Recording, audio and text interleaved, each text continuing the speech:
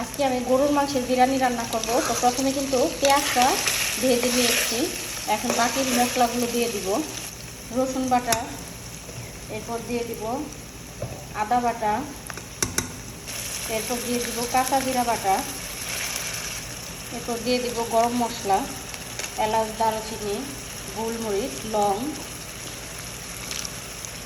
আর তেজপাতা। অল্প পরিমাণে পানি দিয়ে দিব। এখন মশলাটা খুবই ভালো করে কষিয়ে নিব। যে পর্যন্ত তেলটা ছেড়ে না দিবে ও পর্যন্ত কষিয়ে নিব। বিরিয়ানির জন্য আমি A1-এর এই মশলাটা ব্যবহার করব। এখন দিয়ে দিব বাদাম বাটা। এখানে কাজু বাদাম, পেস্তা বাদাম ভালো করে শিলপাটায় আমি বেটে নিয়েছি। আর আছে কাঠবাদাম, 3 আইটেমের বাদাম এখানে পেস্ট করা। আমার মশলাটা কিন্তু প্রায় কষানো হয়ে গেছে। এখন প্যাকেটের মশলাটা এখানে ঢেলে নিয়েছি। এর মধ্যে দিয়ে দিব এখন আমি কিছুটা টক দই আর সামান্য একটু পানি। এরপর ভালো করে গুলে নিব। এখন এই মশলাগুলো দিয়ে দিব। এখন দিয়ে দেব একটু টমেটো সস।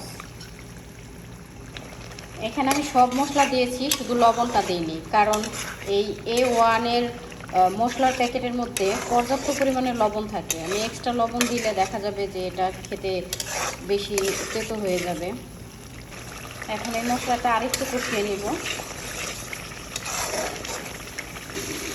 দেখেন মশলা থেকে কিন্তু একদম তেলটা ছেড়ে দিয়েছে। এখন কিন্তু মাংসগুলো দিয়ে দিব। মাংসের সাথে এখন মশলাটা ভালো করে নেড়ে চেড়ে মিশিয়ে ঢাকনা দিয়ে ঢেকে এটা কিন্তু কষিয়ে নিব। ঢাকনাটা খুলে মাঝে মাঝে কিন্তু নেড়ে দিতে হবে, যেহেতু অনেক ঘন মশলাটা তলায় লেগে যেতে পারে।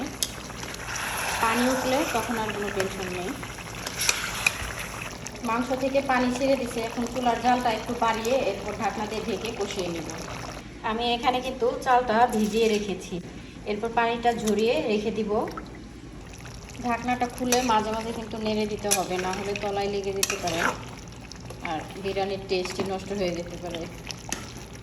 আমার মাংসটা কিন্তু কষানো হয়ে গেছে। এখন একটু গরম পানি দিয়ে দিব আমি।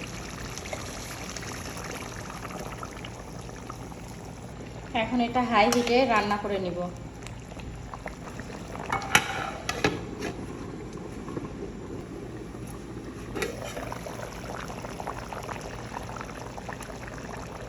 মাঝে মাঝে কিন্তু একটু নেড়ে দিতে হবে।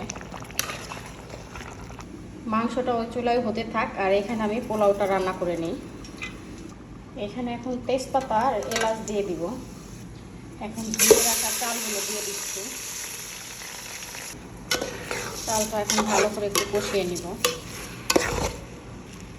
অল্প লবণ দিয়ে দিব এখানে, কারণ মাংসতে কিন্তু অনেক লবণ হয়ে গেছে। যদি লাগে আবার পরে দিয়ে দিব। চালটা খুবই ভালো করে ভেজে নিতে হবে, তাহলে কিন্তু বিরিয়ানিটা একদম ঝরঝরে হবে। এখন পানিটা দিয়ে দিচ্ছি।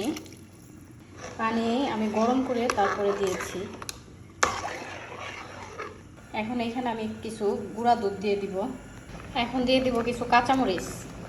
আমার মাংসটাও কিন্তু হয়ে গেছে, প্রায় নরম হয়ে এসেছে আর তেলটাও ছেড়ে দিয়েছে। আমার চালের পানিটা কিন্তু প্রায় টেনে এসেছে। এখন দিয়ে দিব রান্না করা মাংসগুলো। মাংস দিয়ে আমি কিন্তু ভালো করে মিক্সার করে দিয়েছি চাল আর মাংসটা।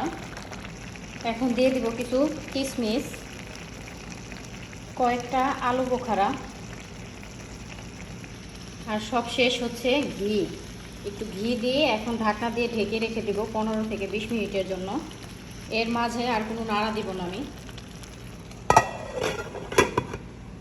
চুলার আঁচটা কিন্তু একদম কমিয়ে রেখে দিব। দমে দিয়ে রেখেছি। এই পর্যায়ে কিন্তু পেশেন্ট রাখা খুবই জরুরি। বারবার নাড়াচাড়া করলে কিন্তু একদমই ঝরঝরা হবে না, চালটা একদম গলে যাবে। আমার বিরিয়ানি রান্না কিন্তু শেষ। সবগুলো চাল খুব সুন্দরভাবে সিদ্ধ হয়ে গেছে আর একদম কিন্তু ঝরঝরে হয়েছে। এটা আরও কিছুক্ষণ আমি চুলায় বসিয়ে রেখে দিব, তাহলে আরও বেশি ঝরঝরা হবে। কালারটা অনেক সুন্দর হয়েছে। তো আমার এই ভিডিওটি যদি আপনাদের ভালো লেগে থাকে তাহলে অবশ্যই কিন্তু একটা কমেন্টসে জানিয়ে যাবেন। আর লাইক করে যাবেন।